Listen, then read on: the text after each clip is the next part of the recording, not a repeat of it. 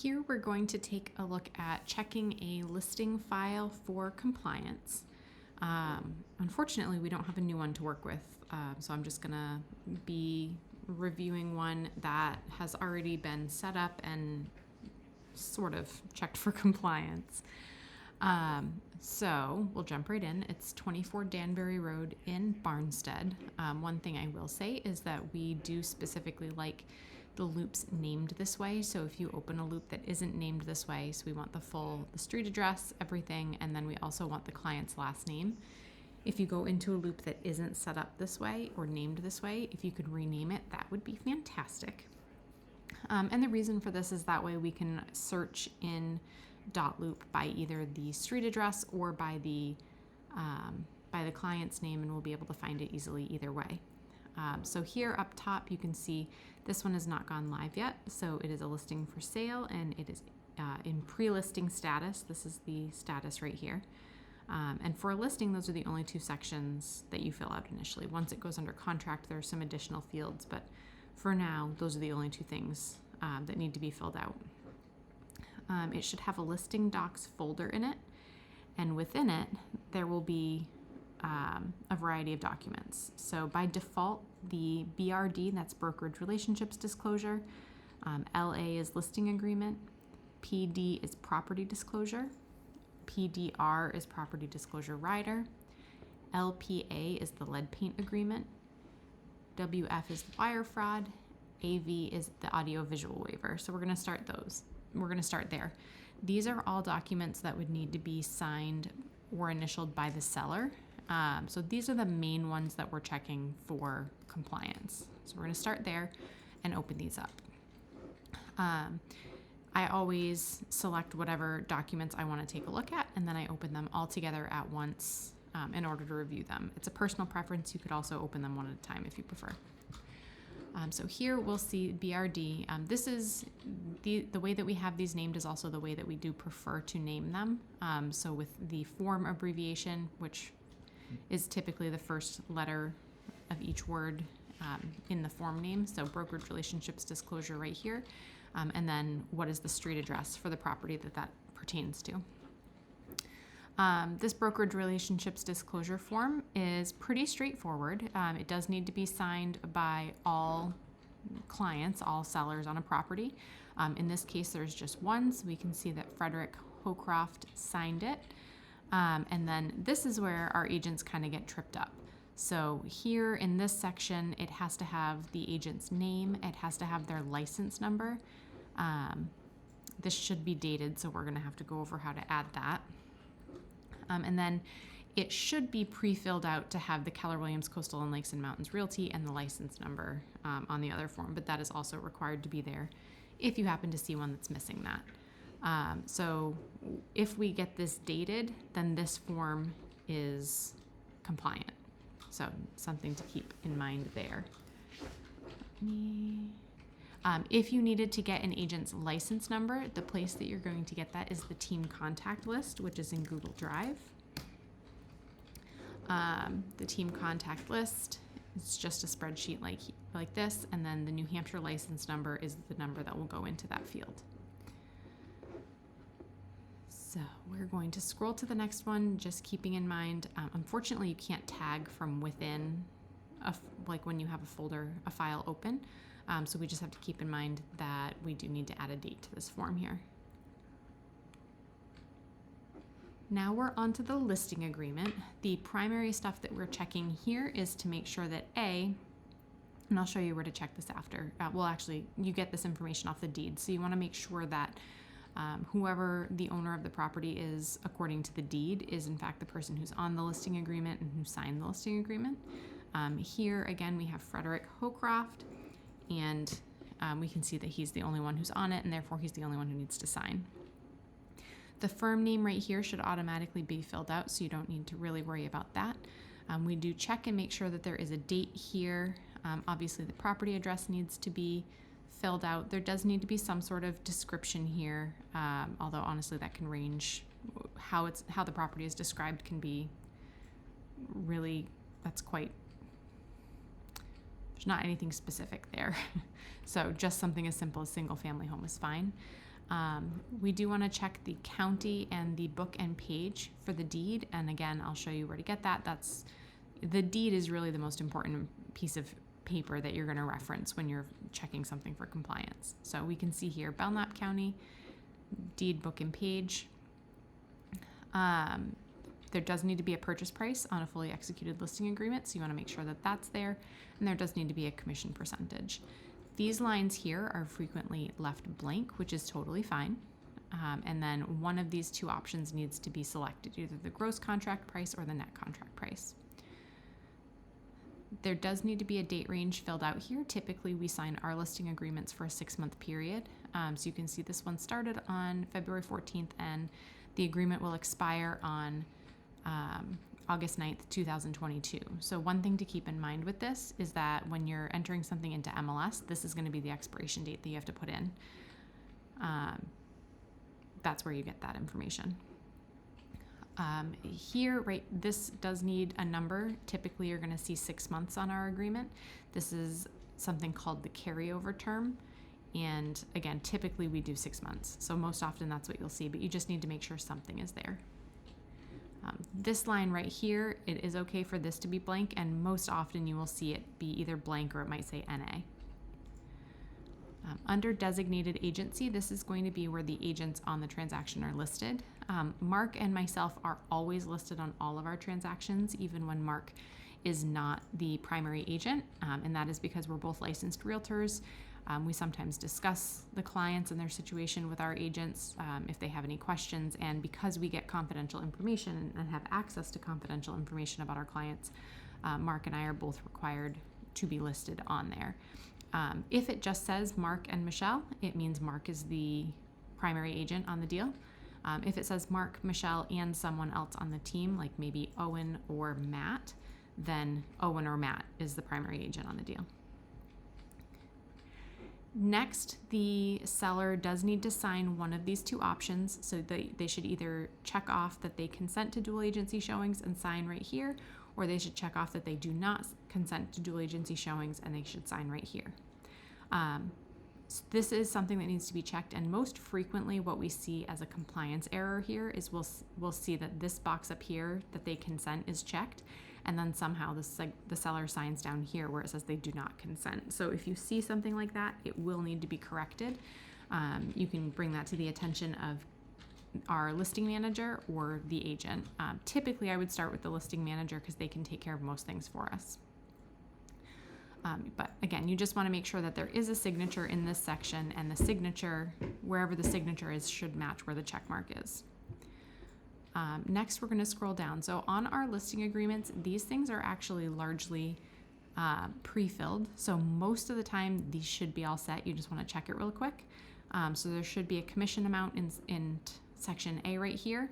And then it should say, yes, we do in fact cooperate with licensees from other firms. This section, section B, should also have the 2%, and it should be yes, because we do in fact cooperate with facilitators in New Hampshire. And then you're not going to see this none of the above very often. This would only be if for some reason we take a listing that we can't put into MLS, and we very rarely take those listings.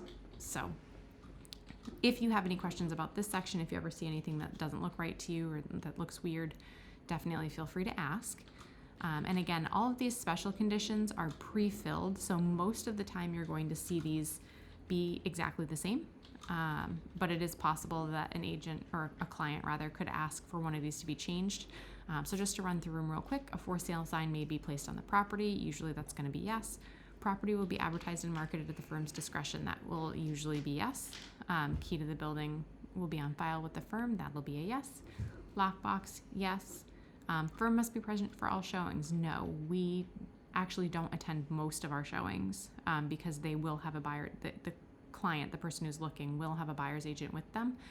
So we put all of the information that we have into MLS. We don't feel the need to be present for the showing because there's not really anything additional we can add. Exterior and interior pictures of the property may be taken. Those will usually be yes. Video allowed, yes. Disclose existence of other offers. So usually we'll do that as a yes. unless obviously the client doesn't want us to, because that can kind of help their bargaining position. And then listing data and street address may be displayed on public websites. If you see one of these where this is checked no and the property's not going into MLS, that's going to be the most common situation where you might see this section changed. But as long as one option is selected for each of these, yes or no, then the form is in compliance. So we've got that information all here, and then you can see kind of the last parts of it. But again, the important part is that one option, yes or no, is selected for all of these. Additional provisions will most often be blank, although sometimes you can see something written in there. Most often, if there's something written in, it's either, a change to the terms of the commission at some point under some sort of condition, or it might be something like, occasionally we've taken a listing, but if it sells to one specific person who's maybe already expressed interest in the property, then our fee is different. So something like special or unique like that would probably be outlined in the additional provisions section, but this being blank is also perfectly fine and honestly what you're going to see most often. Down here, the big thing is that both the seller, and if there's multiple sellers, both sellers, and then the agent also needs to sign. Dot loop signatures are automatically dated, so it doesn't need a date here, and that is, and actually one thing on this first page, you also have to make sure that the seller and the agent initial on both. So you want to make sure that those initials are there. But that's everything for the listing agreement. And then on to the property disclosure. So this property disclosure is actually not completed yet. We haven't gone live with this property. So typically the sellers are completing this usually the same week that we plan to go live with their property. So it's not uncommon that this isn't done yet. But before we would check off, or before we would, indicate that a listing was compliant, we would want to verify that this had been completed and completed properly. The other thing to keep in mind with compliance is typically if we take a look at a file and a document is not compliant, we don't upload that to Command yet. And that's because obviously, we know compliance is going to kick it back, so why put it into Command? It just doesn't really make sense. So I will review the property disclosure really quick and what you need to be looking for. But as is pretty similar on most forms in New Hampshire, we do need to make sure that the sellers have initialed every single page. At this point in the transaction, the buyers won't be initialing it because this is a new listing. We're not under agreement yet. So in the listing folder, just the seller's initials are required, and that will be at the bottom of pages 1 through 4. And then you can also see on the bottom of page 5, there's one more initial, and then they also have to sign that page. So initials are required on all of the pages, plus the signature on the last page. In the state of New Hampshire, in order for a disclosure to be considered complete, there are a couple sections that need to be filled out at a minimum. The first one is the water supply section. The seller has to provide as much information as they can about the water supply. If it's public, there's really not going to be a ton of other information that's filled out. So if it's public, you'll see the public checked here. The malfunction section here should still be filled out. And then the water test will almost certainly say no, which means the rest of this will be blank. That's because a lot of the questions here really pertain more to a private water supply. So if it's private, you're also going to see that they're going to select a type of private water supply, so drilled, dug, etc. This is when they'll have the installation information filled out because that will be pertaining to a well. Sometimes you won't see installed by. A lot of people don't know who drilled their well, but you should see location and then the source of information at a very minimum. Number of persons currently using the system. This section, section C, really is more pertinent to private. So under public, you won't see anything filled out here, but they should answer both of these questions if it's a private water system. Malfunctions will be filled out for both private and public. So you should see, at least an answer to all of these, even if it is NA or unknown. Water test should be filled out if it is if it's a private water supply. If they say no, obviously, again, you're not going to have a lot of information here, but if they say yes, hopefully you're going to see a lot more information included here. The sewage disposal system is the other part of the property disclosure that is required to be filled out. And again, if it's public, you're really going to have a lot less information included. So if it says public here, you're filling out this section, or actually if it also says community or shared, you're filling out this section B right here, which is pretty simple, just 2 more questions. If it is private, that's when you're going to skip B and you're going to go straight to C, and you're going to answer as much of this as possible, or the seller will answer as much of this as possible. They're also going to go on to, again, if it's private, they should check whether or not they have a leach field, and this section E. So all of those should be filled out to the best of the seller's ability in order for this to be compliant. And keep in mind, you might not see every single information to every single question on there. As long as it generally looks like the seller tried to fill out the water supply and the sewage disposal section, then it's technically compliant. This section 7 is also required. So the seller needs to be checking yes, no, or unknown. And if yes, hopefully they'll have some more information here, although I believe the office stopped kicking back. If it says yes and then it doesn't have type or amount, I believe the office stopped kicking that back, only because I think it was happening so frequently. And honestly, insulation is in the walls, so a lot of people might know they have insulation, but they might have no idea what the type or amount is. So the biggest part here is making sure yes or no is selected. Ideally, we do encourage our sellers to provide as much information as possible, but Section 8 is actually not required on the property disclosure. So if this is entirely blank, it is still technically compliant. And then we're going to skip all this. So now we get down to Section 9. There's only one part of Section 9 that's actually required. So if all of this is blank, that's totally okay, with the exception of this letter I. So the heating system information, they do need to include as much information as possible. Oftentimes people won't know the age of their system, but you'll almost always see type, fuel, maybe tank location depending on the type of system, and then maybe a little bit more information here as far as the owner of the tank or fuel consumption. But at the very least, you'll see type and fuel here, and that is required.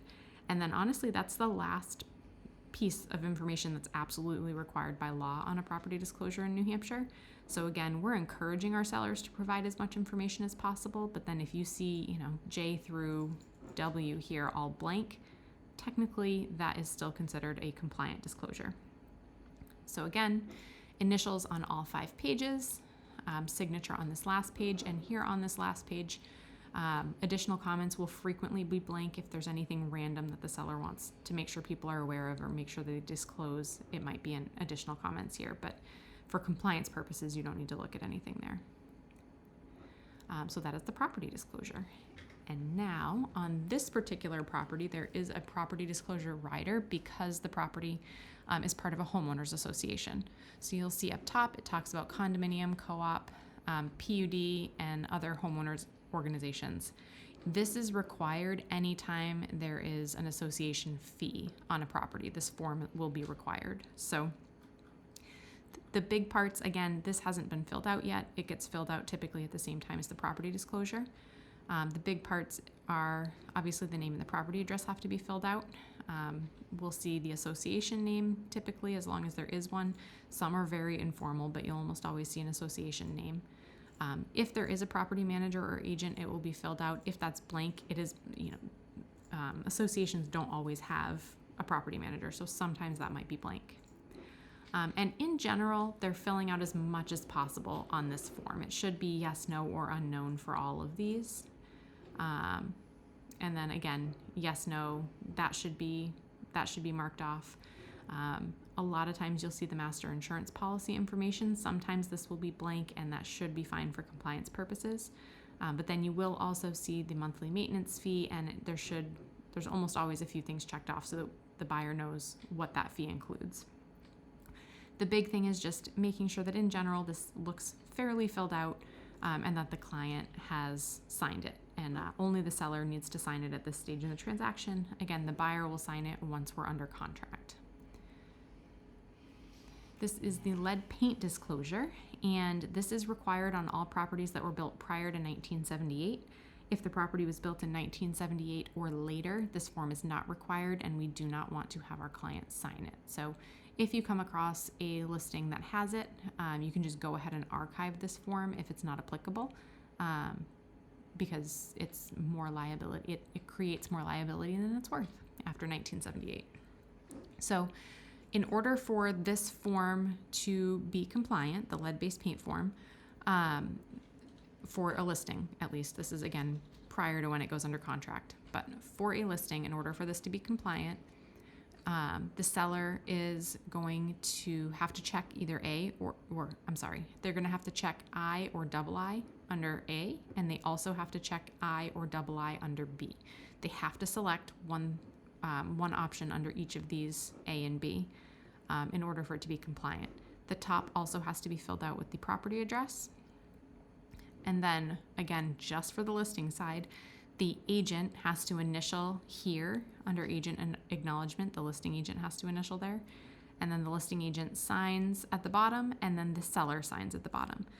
It is also important that people sign in the right spot. We've had situations where the seller signed in the buyer section or vice versa, and those we do need to get corrected. So those are the big things that you're looking for. Again, a selection in section A, a selection in section B, initials in section F, and then the agent and the seller signature at the bottom of the form.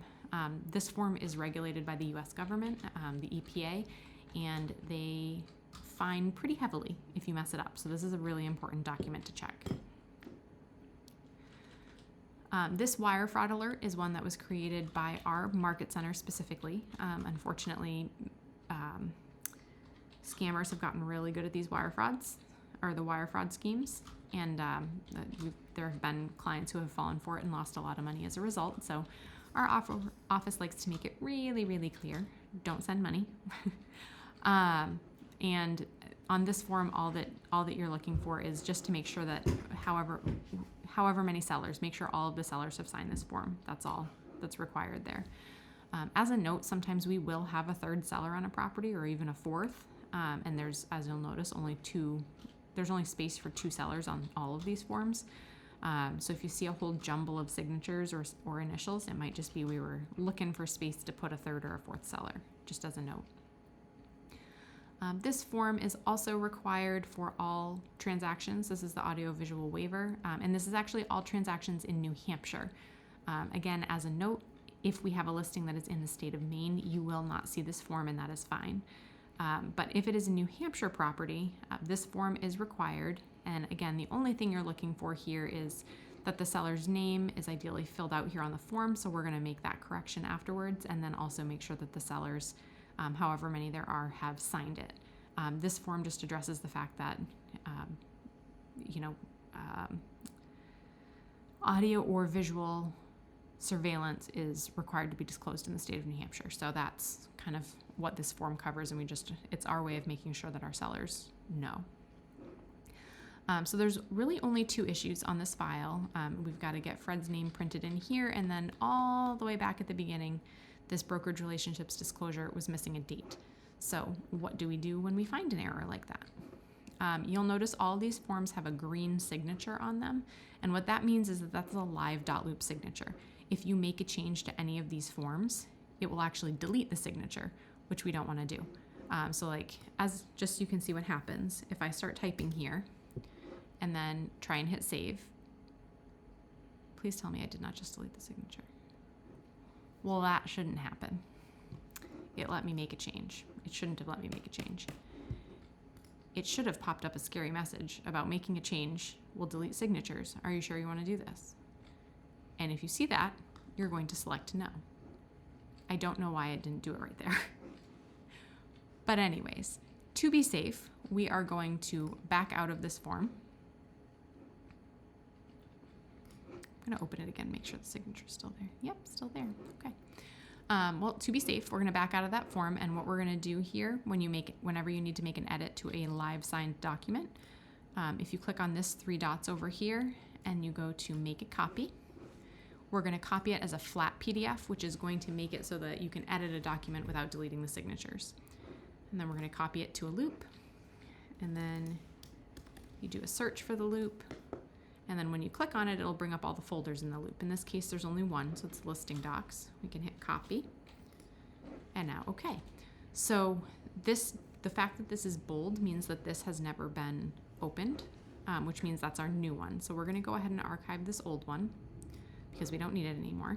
And then we're going to repeat that process on the AV form, which is the other one we needed to edit. So we're going to go and make a copy to loop, listing docs. And I believe it actually, yeah, so it moves it right to the top as well. So again, we're going to archive this one that we've already looked at, and we're going to move this back to its place. You can take a look at this order. This is also the order that we like to have the documents in a loop. You can see there's a specific reason for this, and it basically, these are the documents that we're going to be referencing the most frequently, so we want to keep those right at the top so that it's easy to get to them. So now we're going to open those two documents that we needed to make edits to, and you can see that the signatures have been turned black. That flat black means you can edit this document and nothing's going to go away. So I do want to see, we can see right here that Fred signed on the 16th. So that's the date that we're going to put on this form. So the 16th was the day this was presented. So now this file, now the brokerage relationships disclosure is complete and compliant. And we're going to scroll down here, audio visual consent. We can go ahead and add a text box here. And at least on a Mac, and I think possibly on a PC as well, if you want to make it bigger, if you click in the text box, you click on the text box and then hold down your shift button and then click out a little bit, it'll extend the text box for you. Here, we just need to type in the client's name and we can hit save. And now both of these forms are actually compliant, so those are good. There are some other forms in here, and these are going to be required for compliance when we do eventually upload this to Command.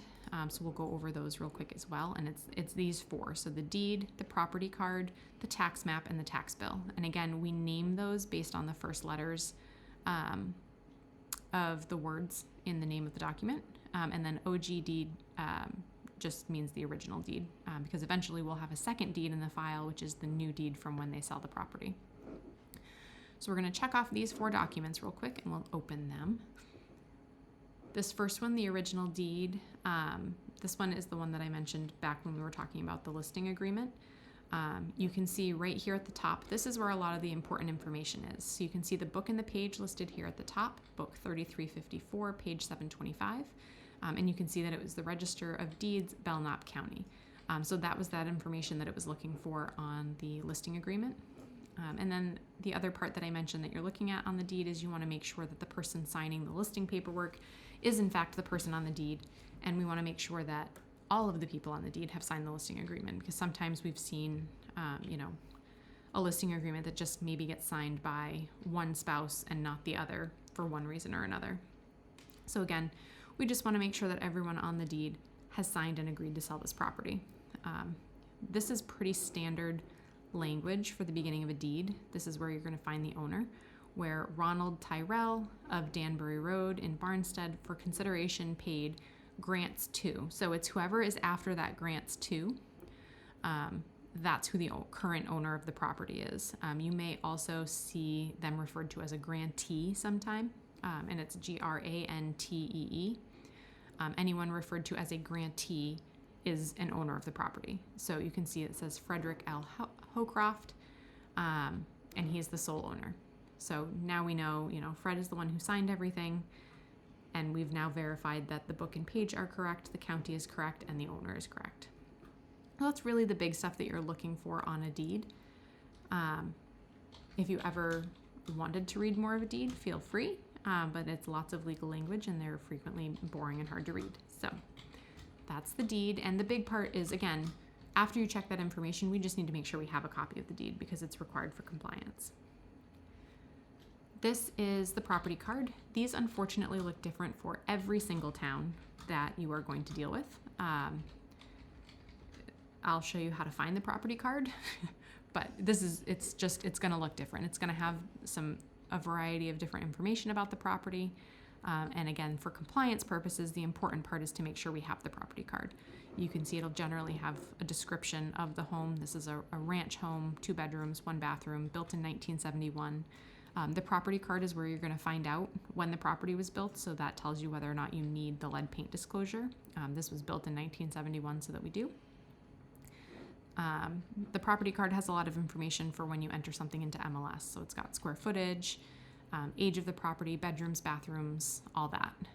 And now we'll keep scrolling down. This is a tax map. These will generally look the same, but they can be slightly different to find in different towns. So I'll show you how to find one, but we do, again, for compliance purposes, the important part is we need to have a tax map. And then this last part is we need to get a tax bill. In New Hampshire, you can find the tax bill for most towns online. There are some towns where you have to get them in person. Those towns are a pain in the butt. So those, if you ever come across a property that is missing a tax bill, you can check in with the listing manager and they should be able to tell you if that's something that we're working on, because perhaps we have to get it online.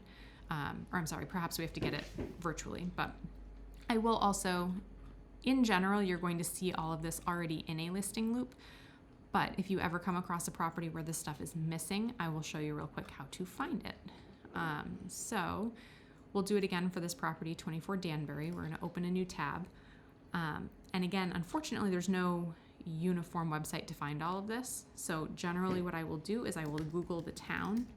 So this is Barnstead, New Hampshire. And then you can Google assessor. You can also Google the town and then GIS afterwards. So you could Google Barnstead, New Hampshire, GIS. Typically, those will get you to essentially the same information. We can see right here, here's a link to the assessing department for Barnstead. And then somewhere on this page is typically where you can find the property card and the tax map, that information. So right here you can see assessment data, review online. Assessment data online is typically like what it's going to be called and what you're looking for. So we clicked on that. It brings up this avatar website, so we can click on Barnstead. And then over here, we can do a search by address, put in 24 Danbury. And then I clicked on find, that brings up Fred Hocroft. So if we pull this up, you can see this is all the information that we saw on that property card. And for this particular website, when you hit print, it gives you that PDF that we were looking at in .loop. Avatar is one of the more common sites that you'll see for a lot. They cover a lot of towns in New Hampshire. So you'll definitely want to be familiar with how to search Avatar's website. And then we'll go back. There's another one called Vision Associates, but I don't have a property right off the top of my head. Just know that one's very user friendly. Vision Associates is. So again, you can choose how you want to search. Typically I search by property address and then pull up the property card that way. The other thing that you can typically find on the assessor's website is the tax map. So we're going to look around. I don't see it right on this page. So if we go to, we're already on assessor. All right, you know what? Better yet, we're going to go back one more time. We did our search right here, Barnstead Assessor. You could also, I see the link right here for tax maps, but if we also Googled, if we were having trouble finding it, Barnstead, New Hampshire tax maps, you can see this first result right here is the tax maps. So this actually plays into that property card. The map that you're going to be looking at is, you're going to find that information on the property card. So we'll go back right here to .loop where we've got the property card printed out. And we can see, so sometimes it's called map and lot. Sometimes it's referred to as something like a parcel ID. So it's generally going to look something like this. This means map 39 and the lot is going to be 1A. And again, generally it's going to look about like this. It's just a little bit hard to say exactly. So you got to have like a little bit of flexibility when you're looking for this, because it's not always going to look identical. But we can see that it was map 39. So we're going to go here to map 39. And then we're looking for 1A. And we typically will screenshot basically just the lot that we're looking for. We don't need this whole thing, because you really, when you have the whole PDF, you really can't get a lot of information from it. So we'll kind of zoom in, because people want to be able to see the lot lines. That's really what they're looking for. So they want to be able to read these numbers, and you can see this is 1A. So then we would just screenshot this one section, turn that into a PDF, because only PDFs can be uploaded to .loop, and then we pop it in .loop and we've got a tax map. And then the last part is that tax bill. And again, I start by Googling, so Barnstead, New Hampshire, property tax bills, and I see if I can find it. In New Hampshire, a lot of websites or a lot of towns do use this New Hampshire tax kiosk site. So you can just go here, you can search by the owner, which was Howcroft. You can also search by parcel ID or address. I probably wouldn't search by parcel ID personally, but owner or address we can search. So we can see right here, there's our buddy Fred. And then we would just screenshot, this page basically. This shows his tax information so that we have, we can verify what the taxes on the property are. So again, a lot of towns do use this New Hampshire tax kiosk. There are some towns that have it right on their own website, like Rochester, New Hampshire, for example, which is a town that we do a lot of business in. Actually, we'll do property tax bills.